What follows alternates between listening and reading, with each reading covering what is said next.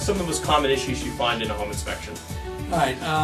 When I do seminars, I like to tell people that, like 1 through 10, the most common, ending with number 1. Kind of like Letterman. Right. Exactly. Only not as funny. Yes. Or funnier. Miscellaneous. This is basically all the things that are not in the first 9. And they're generally the little teeny, minor things. Poor ventilation. It's important to have the attic ventilated to get heat out in the summertime and moisture out in the winter so you don't have condensation. Exterior issues, things with walls and siding and walkways and decks, things like that. Plumbing, checking for leaks, cracked pipes, corroded pipes.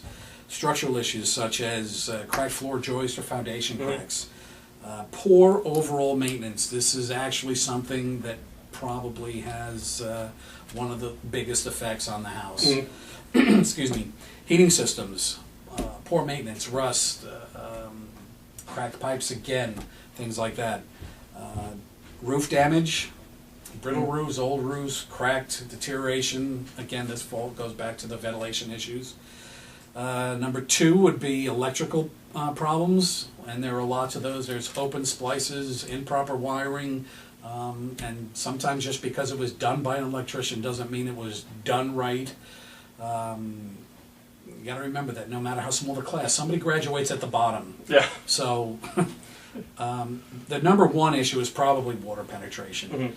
When water wants to get in, it does get in. Any roof can leak at any time. I've seen brand new roofs leak the day after they were put in, and I've done inspections where I've told the people, listen, you need to replace this roof yesterday. They call me back to do a new inspection on another home that they've bought, and said, oh, by the way, remember that roof that was ready to go 5 years ago? I never did anything and it never leaked. But water really is probably the number 1 problem. And that is after the homeowner. Without a doubt, the person living in the house is by far the worst thing that has ever happened to the house. You got to take care of things. As soon as you see a problem, you have to get it fixed. You have to have it taken care of, or it will develop into something much, much worse. And in a home, there's so many places for it to be hidden too, or it could be behind a wall. A lot of times, by the time it becomes obvious, there is so much more damage behind that.